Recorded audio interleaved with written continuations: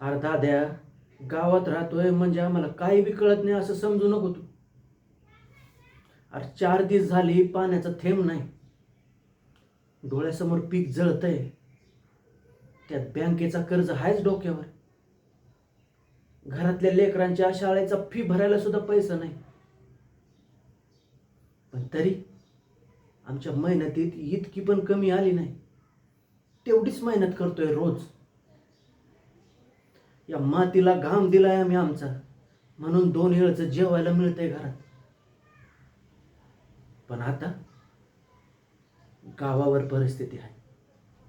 आपण समधे मिळून एकत्र उभे राहिलो ना, तर ही परिस्थिती सुद्धा बदलू आपण.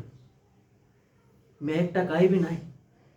अख्खा गाव माझ्यासोबत उभं राहिलं ना, तर कुणाच्या बापाला बी भेणार नाही. आणि परिस्थिती नक्कीच बदलू आपण.